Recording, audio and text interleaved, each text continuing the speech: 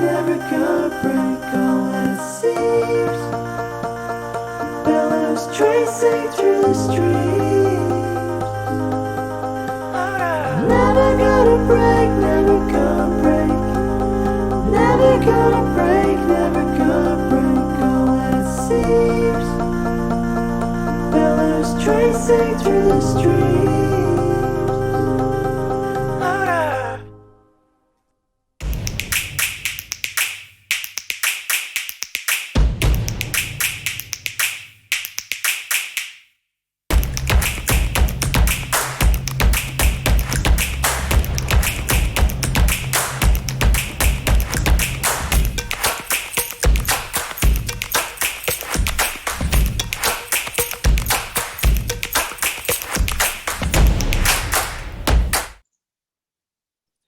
Right on. Thanks, everyone. I am so glad to be here and talking with you about assessments. If you were at the earlier sessions, you know how deeply I care about this, and you care enough to spend your time in an online workshop about how assessments could be thought about. There's no one right way to do it, but we think we have some tools that can be really applicable to a broad range of classrooms, and I want to share those now. So I'm gonna introduce you to our team. I'm going to tell you about our guiding questions, and then really this is a research talk. We have a method or a style, and I want to show you now what we've spent the last year in 37 minutes, what we spent the last year figuring out about this style and how that may or may not work for you. So I should introduce you first to the research team. We come from 4 different institutions, mostly in the Western United States. The public exam research team is bringing together a bunch of people who are situated first in biology, but with a lot of education expertise. I'm one little part of this team, and my teaching is mostly in large STEM courses, so 300 to 800 students at a time. I do teach teaching methods to smaller groups of graduate students and some upper division biology as well. I'm a fence sitter between science and education. So my research projects are in active learning, research in courses or making students do research in their labs, best practices for those classrooms. And then what you're going to hear about today is assessment strategies. Like I said, I'm a fence sitter between 2 different kinds of ways of looking at the world. So I know there's a lot more lenses that can be taken here. And for full disclosure, if you want to find my research or find me on LinkedIn, or I guess I should give you online student comments as well with Rate My Professor. But I want to take a second to just say that the work you're going to see is a product of the last year. While I am normally funded by, and very privileged to be funded by, a number of NSF grants, this work is supported by Course Hero directly. They took a chance with an independent research gift. We had an opportunity that was going to take way too long for a large national funding body to catch up to. And so everything you see here is because of the independent support. They can't tell us what to research, but we're really happy to be bringing it back to you. So here's what we start with is, why do we care about exams? And I'll preach to the choir a little bit since you are in this room. So why do we care about exams? Well, exams have a number of qualities that you're probably going to agree with.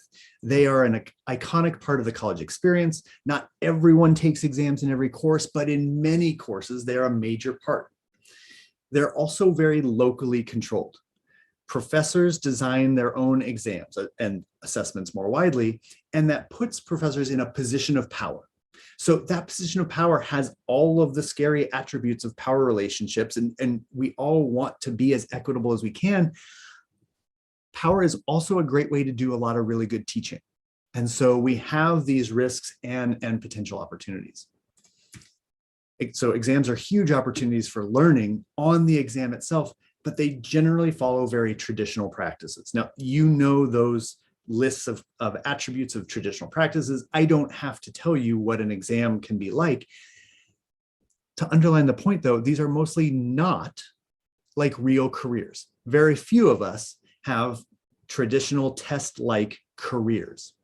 So when I walk into a classroom of 400 students and these students are taking an exam, you should know this is only half the class. There's another lecture hall in the next room that's just as big and they're taking the same exam. And these students don't have the option to shop around and get better tests for the vast majority of them and they are a population of people who have the least amount of power. They have to be quiet and do their best. Those are rational decisions they have to make, and it's on us to give them the highest quality exam that we can. So our method is what we're calling public exams, and I want to tell you a little bit about the core features. Now, this talk is not a how to do public exams talk, so this is going to be relatively short, but it is, if you're convinced at the end of this talk that some of our gains are something that you could take advantage of, then I hope to give you the resources to go into that. When we started developing this system, we came from 4 different problems and struggling on a quarter-to-quarter basis with hundreds of students and trying to do these things. I am guessing these are not localized only in biology or in any one particular field. Students feel tricked by exam wording and format. Not that they don't know the content, but they feel like the exam is trying to trip them up. They are also confused by an onslaught of information. And as a novice, everything's equally important. Because of the logistic constraints of exams, if we have an hour or 2 hours or paper or a need for the exam to be done by a certain time, those logistical constraints almost always push the level of cognition down. Simpler, more flashcardy kinds of knowledge are the things that translate best to most exams. And these all add up to students not trusting us. Now, I was a student too, and I didn't trust professors as well. I assumed that everything was well designed because instructors had great training in how to do exams and they were choosing this. That's not always true. And these are the things that we struggle with. So we tried to develop a style of exam that's likely to do 4 things. We wanted to help students overcome the language barriers that they face. Some of this is working at a college level, whatever that means, in the language of the exam. Some of that is students who have great multilingual capabilities, but are struggling with how I may word a particular thing. And so we hope this is working on this problem. I'm going to include some references from the primary literature in case you want to read more about one of these problems in particular. Students are confused by a huge amount of information. We want to direct students as easily and smoothly as possible to what are the core features of our practice, whether that's skills or information or the values that we have in this field. We want to, and this is probably our most important point, we want to deepen the cognitive work. If we can take exams out of flashcard mode and step them closer and closer to what a real career is like or what real life is like, then we know we're going somewhere good. And lastly, we hope that these attributes add up to bring students authentically into the process. The absolute best thing we could do is to have students feel like they are part of the assessment or part of a community where they are being assessed. So a couple of questions have come in asking the same thing, which is, do you see a move away from exams? Until you have enough faculty in your department to give oral exams to every student or to do project-based learning in every environment, I don't see us going away from exams. I hope to convince you that there is a way to do better exams, not that we can get rid of them. If we can get rid of them, great. Small classes for everyone, we all agree, but it's probably not happening in the next 10 years.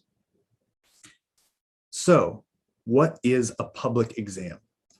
Well, here's a traditional exam, and I think of it in 2 levels. This is a timeline leading up to an exam in red. And sorry, the transparent part, the top part, is what students can see. And below that board, those are all the things that we do that have to be kept secret from students. So for students in a traditional, what we've been calling a surprise exam, we do all of the development and editing of the exam in secrecy. We do not want to send those files out to students. And then they do their study and review as we get closer to the exam.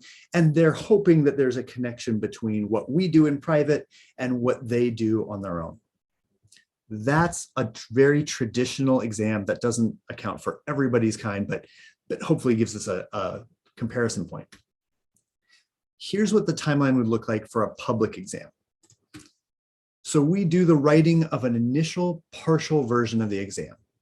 That might be 70% of the exam. It might have a few words removed from each question. We give them most of this in what we call the public exam version of 1.0. And we give this to the students at least a week ahead of time, usually a week and a half. Then students are asked explicitly to read this public exam, go through it, spend time with it, and tell us what's wrong. So edit it, contribute to it, give us ideas. And then we use those students' edits and we make a better exam. Now, students know that we are going to do some editing of the last version to fill in the last few words or the last few aspects so they can answer something novel that they couldn't completely expect, unless it's one of those situations where you actually want them to have the actual question before the actual day. And then students can do their studying using the public exam. So here's where those features come in. We ask students to edit and contribute, and this drastically improves the language that we use on exams. Now, if I write the renal system of this species of a particular epoch, makes sense in here, but does it make sense in a recursive sentence on paper? I won't know until I hand it over to 400 student motivated reviewers and they give us edits for those and they help us improve language. We also direct them explicitly to what we value by showing them a huge part of the exam. We don't have to go through a practice exam or a study guide or learning goals. This is what we care about. And we're trying to lead them directly to what we feel are the core principles. Now, we'd like to deepen the cognitive work. And the biggest thing we can do there is extend the amount of time that students can do that work. By giving them a week to think about exam questions, I can lay out a huge scenario with intricate shades of gray and possibilities, and they can start applying course concepts. And then lastly, we think we're doing so much more that's out in the open, where for most of this process, if a student walks into my office and reads my computer, they're not getting an advantage. That engenders a lot more trust. Anecdotally, we hear that from students. This class feels like we're in it together. So this is an overview of what a public exam is like. Two things I should say. If you're interested in a much longer and fairly dry, trust me, I wrote it, description of how this system works, it's on Course Hero now, and I'll leave this link in the notes. But you might be saying, Ben, this is a fancy talk, nice tie, but I do a lot of this already, and that's phenomenal. There are probably many, many people that we don't know of that are using at least some part of this, if not all of it. These are well-established educational practices. We're just trying to combine them together to see if they work. So if you're already doing this, bless you. Okay. So let me pause to look at my list of questions there. Are these assessments culturally relevant to the people in our class, especially the underrepresented groups of people in our class who have been previously minoritized? A lot of times we can, especially with the shades of gray and the nuance that we can put into longer exam questions. We can ask social justice questions on a molecular biology exam. We can explicitly get students to think about class with class and race and genderism in the week before they go in to think about discrete answers. And that's a way to build more educative content for social issues into our exam. So we actually think that's a big strength here. And then another question is, what is your idea about creating the exam questions throughout the course with the students? I love it. I am not personally good at that. And so we give students in their editing a chance to write questions for us. We do not do a good enough job of using those often, but that is a beautiful way to, I think, bring students authentically into the practice. Thank you for these questions. Please keep them coming, because also your list of questions is going to help our research team. So we want to do research, but we have to make sure that we're not playing with fire here. These are real students' lives. And so before I'm going to tell you you should take up some particular method, are these exams safe? Do they treat students equitably? And are they generalizable? Is it just a University of Washington, Seattle thing, or do more institutions do this? And I'm going to give you a quick overview of some of our research there. So our two questions are, do public exams exacerbate some of the gaps that we see in higher education scores? And do they work similarly in different contexts? So here's a quick view of an entire year's worth of data. We took scores from a really large STEM course. Not that large STEM courses are the most important, but they are one of the easiest places to get a lot of data for subtle effects. So if there's something there, this is a place that we can see it. So you can see the percentage of scores. You can see how they do on traditional surprise-based questions. So this is how students do. I haven't given you any comparison, so this doesn't mean anything by itself. It's just pretty. Now, when we look at public style questions, students do similarly well. It's not that they all ace them, in part because we're balancing more opportunity to work with more difficult questioning and deeper questioning. But the real experiment here is, what about students who are coming from minoritized groups? What about students whose backgrounds do not instantly, like I was, privilege them to being successful in college? Well, we need to look at their scores as well. Here's what you should take from this data. All students have slightly higher scores on public exam questions. Now, I would love to take credit for that as better learning going on, but it may just be in the way that we are grading those questions. We can't say that for certain. Students from minoritized demographic groups have lower scores on both question types. So the struggle is real. The barriers to student success from minoritized backgrounds are real and they're pernicious, and there's no single intervention that's going to get rid of that. Certainly public exams do not solve that in any way. The fight continues on a number of fronts. But what we were really looking for is there some significant trend that shows us that public exams are worse for students from minoritized groups? And we do not see that. That was a sigh of relief. We don't want to be doing harm, but it means that it's legitimate for us to keep going. Do public exams work in different contexts? Well, I can't just study 300-person STEM courses at my local community college because they don't have those. So we went in a qualitative mode and we looked at fine-grained data by triangulating for clues between interviews and focus groups and some of our larger comments. We looked for any sign that we could see that there were different signals from our R1 university and a community college. And what we found is, and this is why I'm here telling you about this, that the thematic signals are the same. So we see similar impacts and similar benefits for students from both of these groups of students on kind of different ends of the institutional spectrum.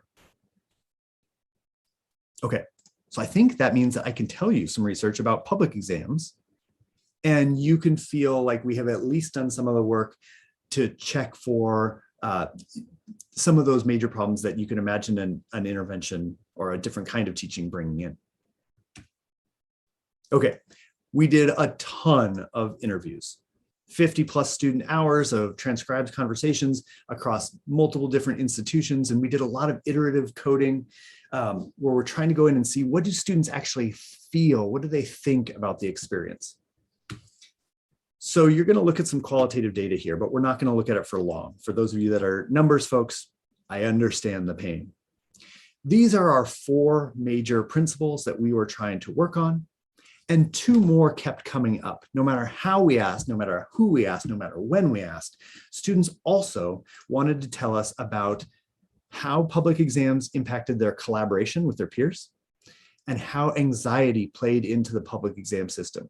Those signals were so large and consistent that we put them in and started coding for them as well.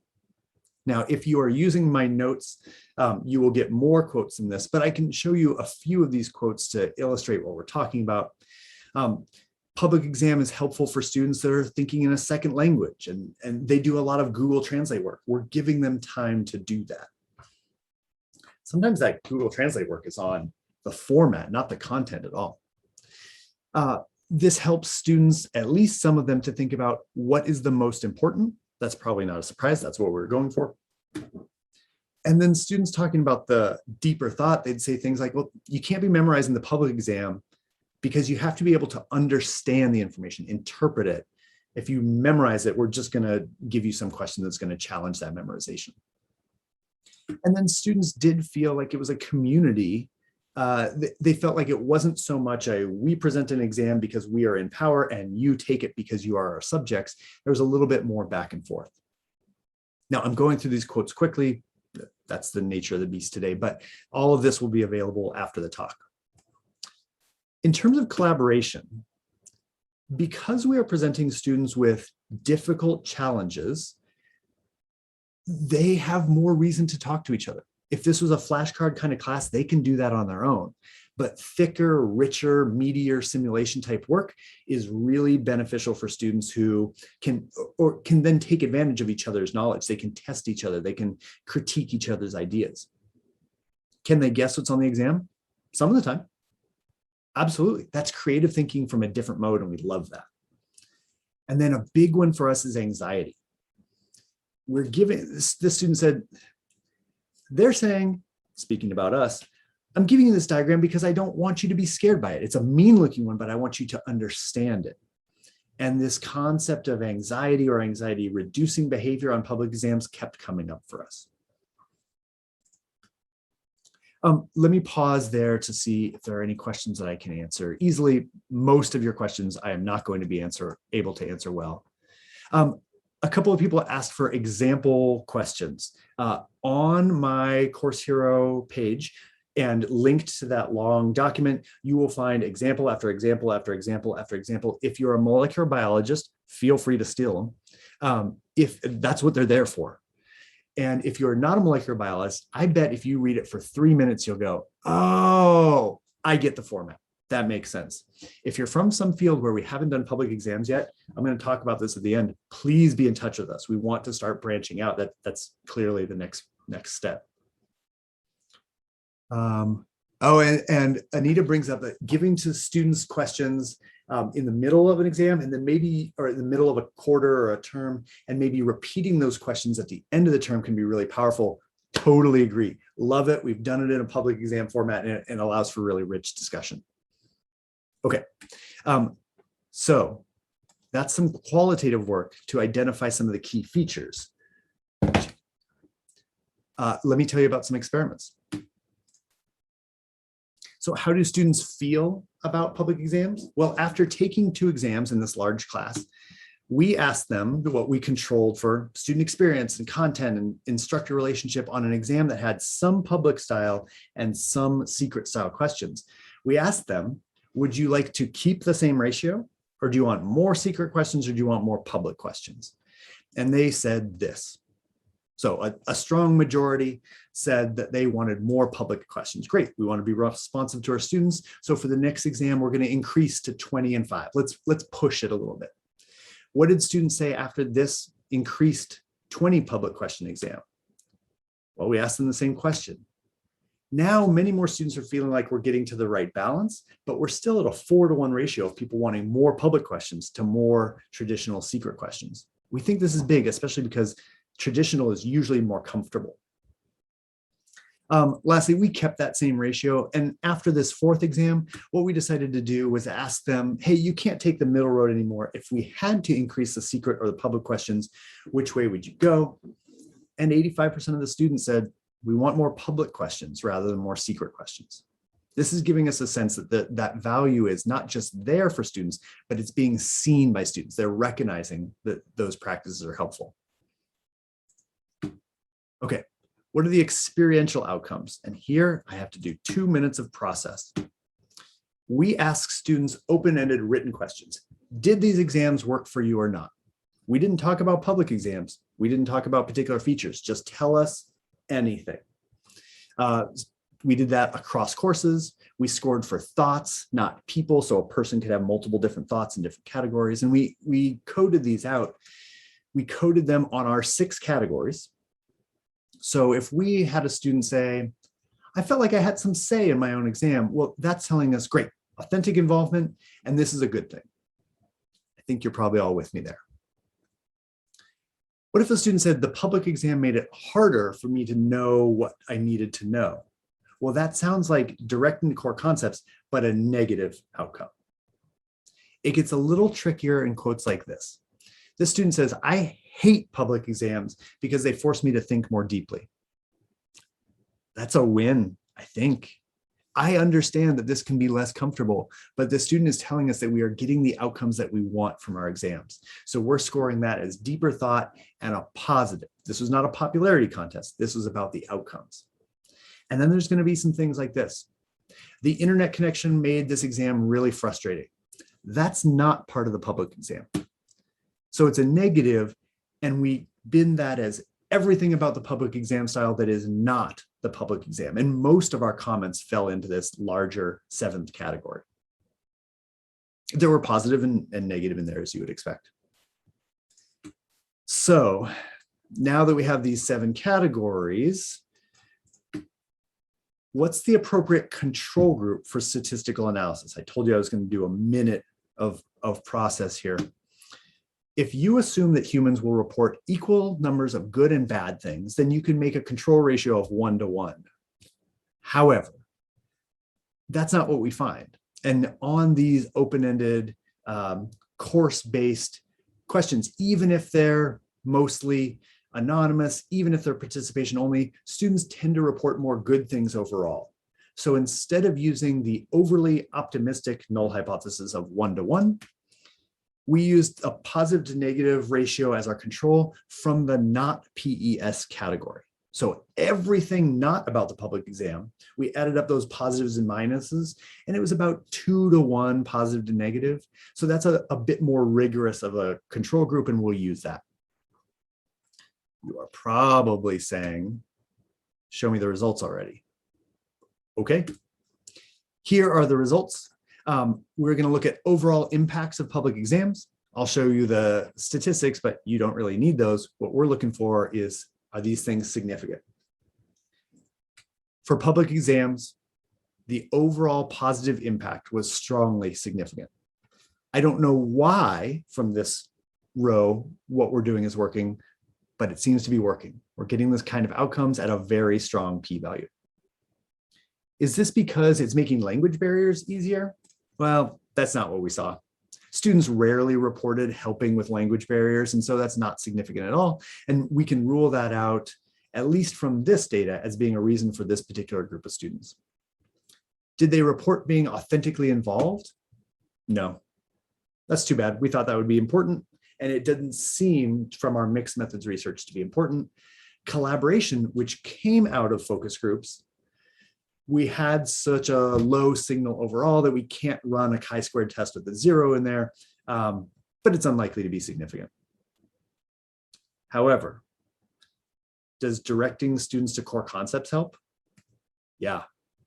This is the kind of p-value you see with massive industrial experiments. You virtually never see this in educational work where the effects are so subtle, but directing to core concepts is a huge bonus. Deeper thought, also hugely significant. Students are reporting way more reasons that that the public exam system is helping them than hurting them. And then the one that came from our focus groups, that it's helping students with anxiety.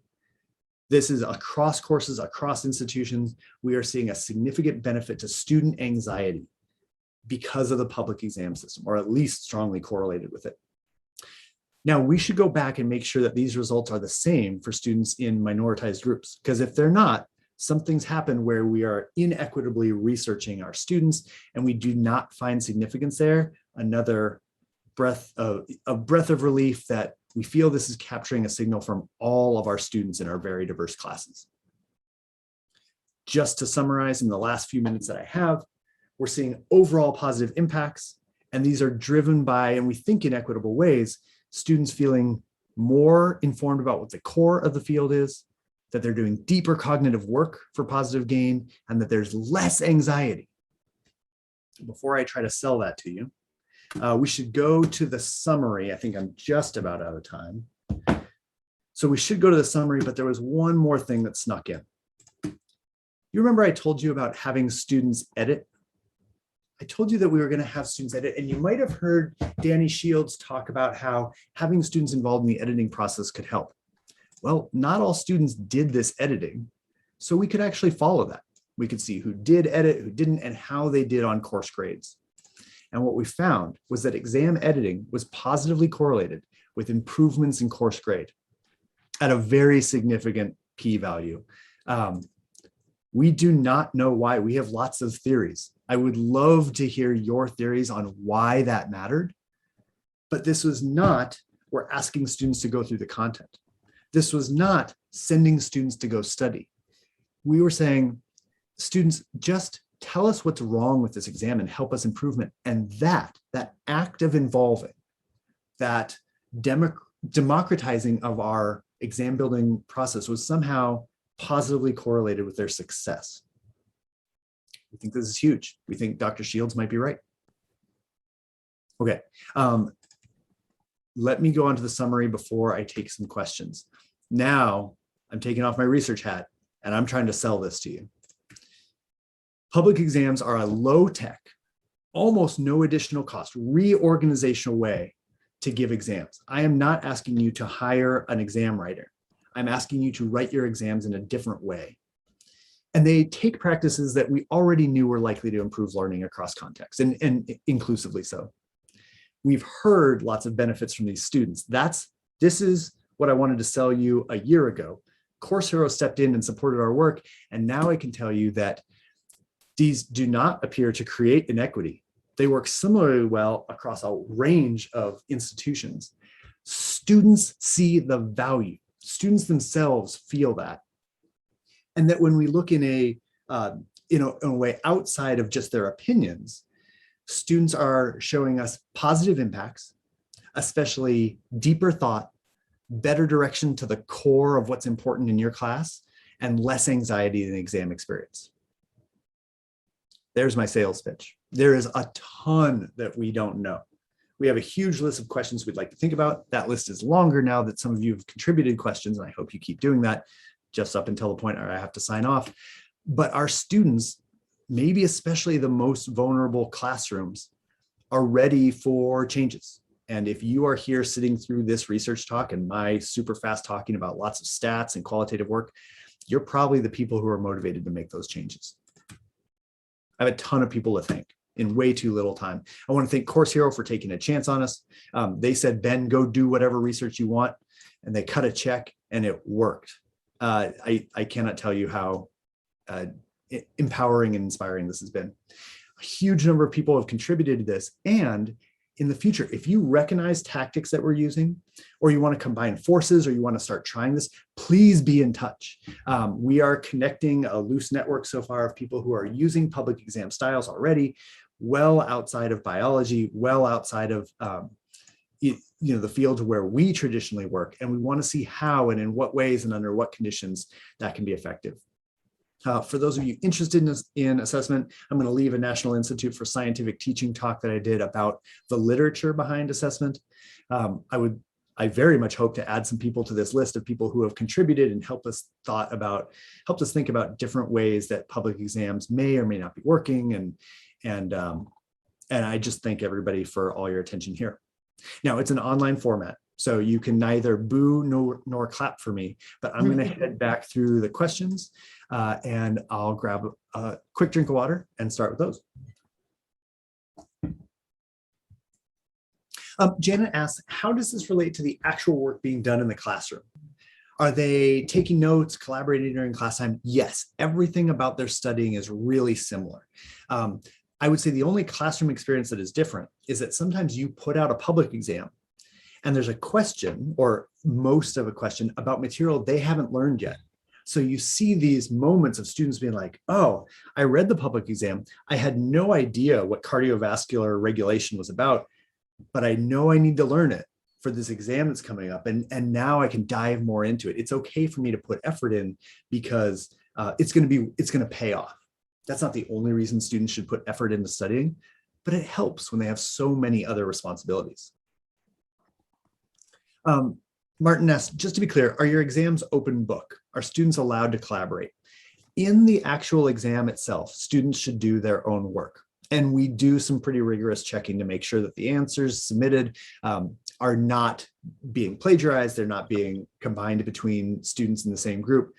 But the work of the exam, most of the studying, all of their looking at the public exam and their resources, that's all open book. And we're extending the open book kind of learning time to get a better performance, we think, out of the actual exam. I'm getting notice that I have just a couple of minutes left. Maria asked, what % of students actually respond? I think that you mean respond to the open-ended question. Because it was a participation question in a class where points are at a premium, out of 302 students, I think it was more than 290 of the students responded to that. So we're getting pretty good coverage. In community college classrooms and smaller college classrooms that we've looked at, when we ask open-ended questions, the response rate is actually better. They may feel more invested in the changes in their class. Jerry asked an important question. How is this not teaching to the exam? How does this help them learn material that they should know, but it's not sampled on a question in the exam? If you look through the examples, I think that we have some really good ways to ask questions where students know what kind of skill they're going to be using, but they don't know the content. So I could ask the stem of a question on a public exam, tell me everything that you know about higher education through a lens of, and then in a blank, one of the lenses that we've discussed in this class on educational leadership. And then students can go into their study and say, well, if it was that lens we learned on Tuesday, I should answer like this. If it's what we learned last week, I should think about it like this. If it's some combination that Ben just thought up that we haven't even discussed yet, then I can apply my knowledge in this new way. Well, I've just gotten them to cover content from a number of different days, even though they already had the question. I do not know, Jerry, what field you're coming from, but I'm betting you are already like, oh, right, I could do this way, I could do this way, and I'd be happy to talk to you more about that. I probably have time for one more question. So Yvonne says, the same questions and exercises are in the public exam that are the same they'll encounter in the real exam. That is a crucial piece of what we're doing. Yes, we are not giving an example of a question and then they do a different example. We're giving the stem of the question or most of the question or the scenario of the question or the format of the real question. So when students go in to do work, they should recognize those things. And then it's on us to creatively build in challenges. This is generally virtually I've worked with probably 10 professors who have adopted this system, having not used any of these tactics before. And almost invariably, they give me a version of an exam. It takes me about an hour to say, oh, you could try this, oh, you could try this, oh, you could try this. And then they almost always respond with, oh, I can do that. Oh, then I should do this and this and this thing. And the second version they give me back, I usually say, I have no comments that could possibly help you. This is beautiful. And the next time they send me an exam, they're already way ahead of me in developing new methods. Oh, Petra, great hypothesis. And I don't know from my overseers, I don't know if I have another minute for a question. One more question. Okay. Do you think it's possible that students want more public questions? This is a great question, Marissa. Do you think it's possible that students want more public questions simply because they want to know exactly what all the questions they will be asked are? I could totally understand a student doing that. On the first time they hear about a public exam, they might think, oh, great, I'm going to hear what the questions are, and then I just have to memorize those. After they've taken a public exam or two, they realize really quickly, I'm getting it ahead of time. This is going to be hard. This is going to be creative. I'm going to have to really think crucially. And this is coming out in some of the quotes that you might see in there. I'm going to have to think really critically about a lot of information. So what we hear in groups is often students saying things like, I kind of just want to go back to secret questions because I just can't think this hard anymore. Okay, no, I didn't really mean that. But sometimes it is a lot of mental strain to be thinking at that deeper level. And that's really what we want from a lot of our students. Not in every case, not in every class, not on every particular topic. But if you're looking for deeper questioning, if you're looking for better directing of students of how to study, if you're looking for decreasing their anxiety, public exams might be a method that you could adapt to be your own. I should end there by thanking this huge list of people who've contributed. Thank you, Course Hero, for letting me stand here and talk. And I really hope to hear from some people. Find me on LinkedIn, email me. That's what I love about this business. Thank you so much.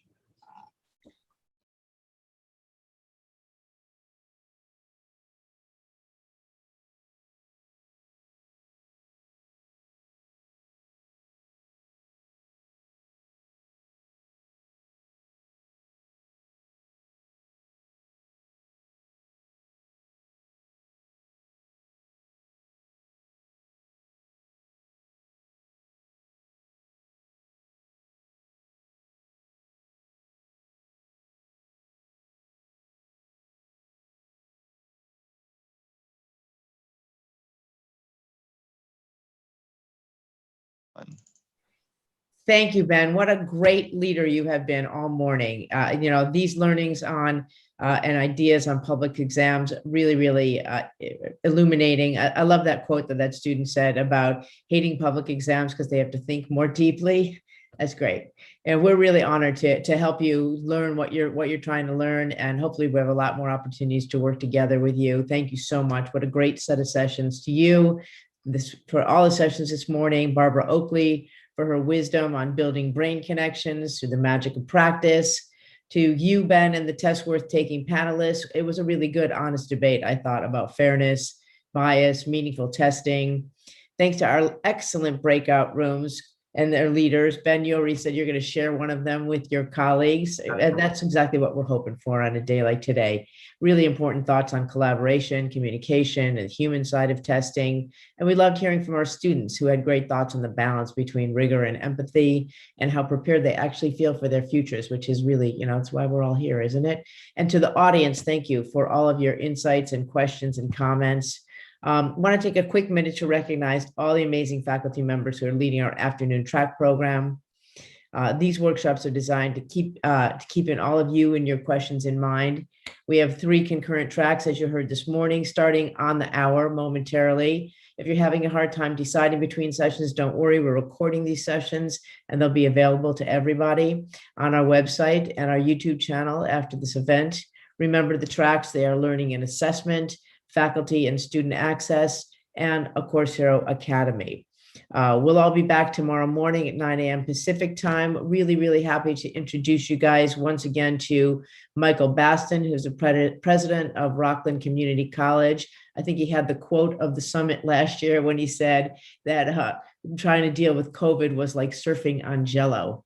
We're looking forward to a lot more quotes and colorful commentary and insights tomorrow morning as he kicks off the day on the heart of teaching.